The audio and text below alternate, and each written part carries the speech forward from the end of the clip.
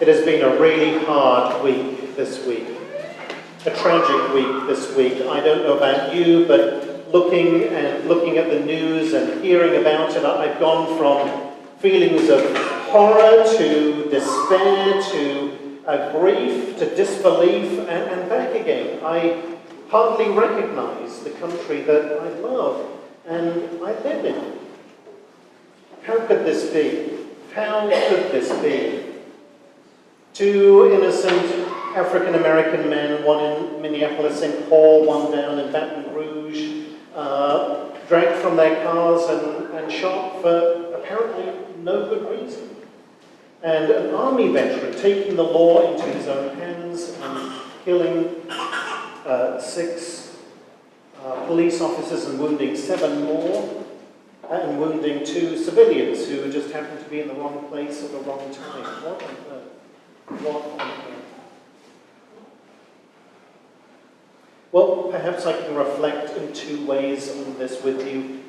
Like you, I've been thinking about this, I've been praying about this, I've been kind of wondering how to make sense of it all, if that is indeed possible. And also, most importantly for me, what does our tradition, what do the scriptures, what does our faith have to say about all of this? Well, it is no point wringing our hands, that's for sure.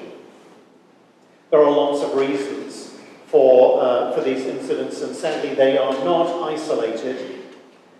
It was about 20 years ago now, I went on my first, well in those days it was called anti-racism training. I think it has a more politically correct title these days, but it was really for white folks like me to help me to understand and see this nation from the perspective of a black, African American, or Hispanic, or other minority citizen living and walking the same streets that I do. And it was a real eye-opener for me. I had no idea, honestly.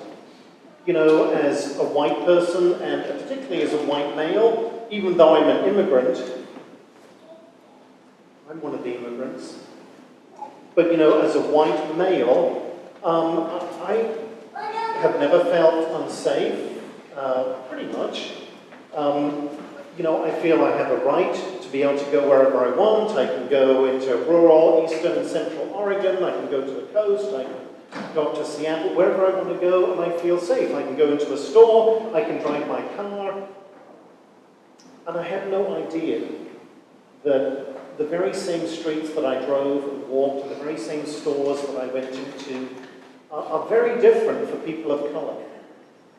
Very different if you have Hispanic accent, that it is not the same, that it is not all equal, that there is racism, there is suspicion, there is fear.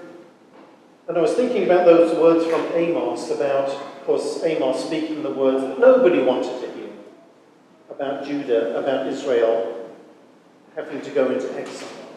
And I thought, you know, I feel very comfortable here. I feel that this is my place. But I wonder if some of my neighbors feel the same way. The truth is, if you're a person of color and you are driving, you're much more likely to be pulled over. That's just the way it is. That's not the way it should be, but that's the way it is in many, many of our communities. A good friend of mine, some years ago, his son, they bought him a new bike, and they just happened to be African American, and his son was riding, not in this community, but in another community. His son was riding his new bicycle. He got stopped by the police, and they said, what are you doing? Duh, I'm riding my bike. Well, where'd you get the bike from? Well, my dad bought it for me. Can you prove it? Well, what kid can prove that this is their bike, right? So they took him into the police station. They phoned his dad. His dad came down. I could never imagine that happening to me because I'm white. That's one of the reasons these shootings this last week are a symptom of a much deeper problem. And I think part of what is troubling for me is that it's kind of ripped away the curtains again, and I look into the face of darkness. But that we have come a long, long way as a country. Such a long way. But we clearly have a long way to go. Just think about the rates of incarceration. I was looking this week. So, African Americans make up 12% of our national population. African American males make up over 37% of the people in prison. Huh? Is it that African American males are much more criminally minded than whites? I don't think so. I don't think so at all. Whites, 64%, make up 32% of the prison population. Hispanic males, 16% of the overall population, 22% of the prison population. Part of the other reason is over 50% of inmates in prison are for drug offences. What we have done over the years, and I think we're finally coming to our senses, is that we have criminalised a public health issue. People with drug addiction, even if they're selling to feed their own addiction, shouldn't end up in prison. They need help. They need medical help. They need treatment. They need detox. But that's a sermon for another time.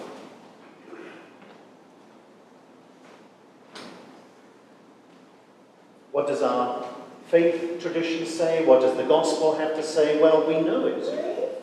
And it's right here this morning, isn't it? Love your neighbour as yourself. We all know it. It is easy to say, but so difficult to live.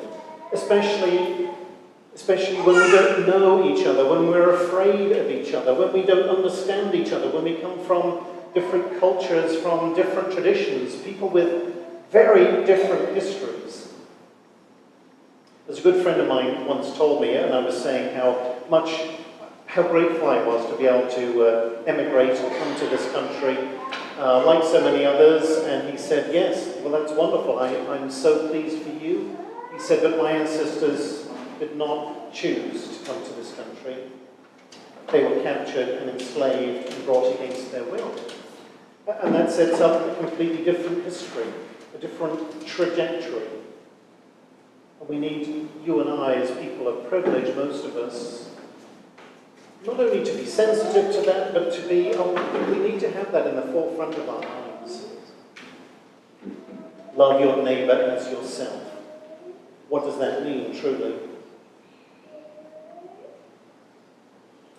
Well, reflecting on this last week, I think one of the things that it means is what we do and what we try to do here, Sunday by Sunday, week by week, is all the more important.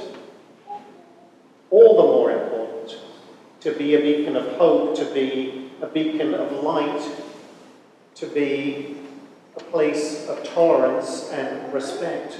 After all, don't we believe that we are all children of God and everybody is made in the image and likeness of our Creator? All of us are. White and black,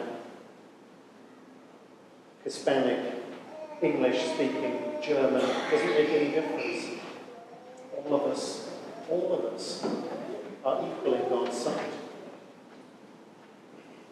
How do we live that day by day?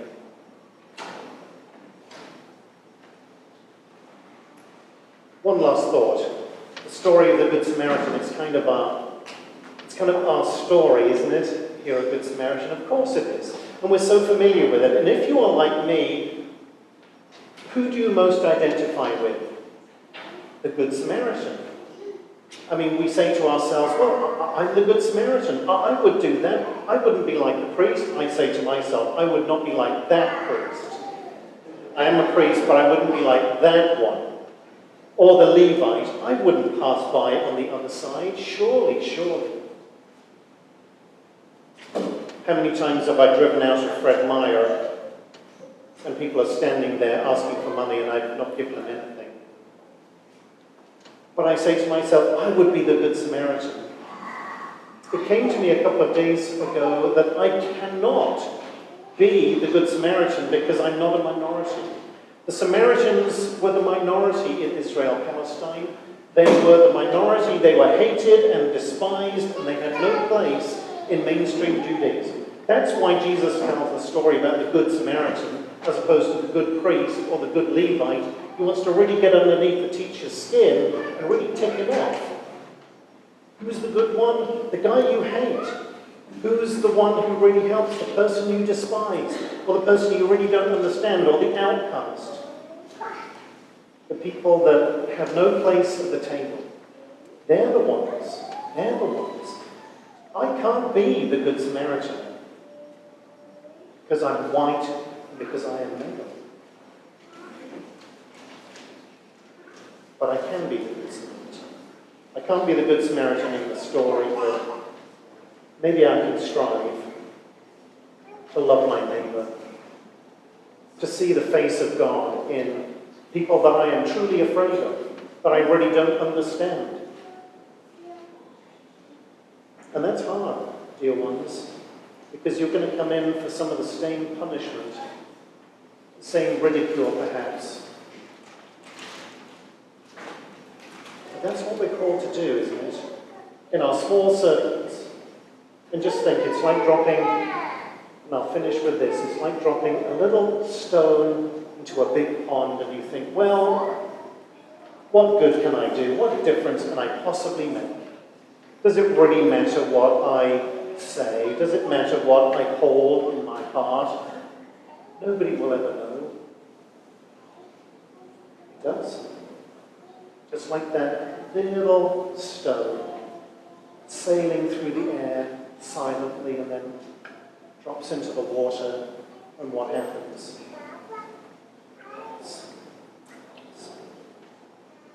And those ripples go out across the water. And on what shores will they land? We don't know. Even the smallest of things have a consequence, and we can make a difference. You and I.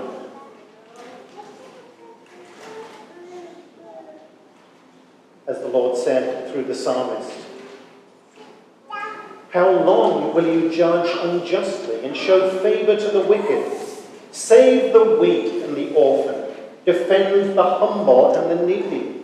Rescue the weak and the poor, and deliver them from the power of the wicked. Or as Jesus would say, love your neighbour as yourself.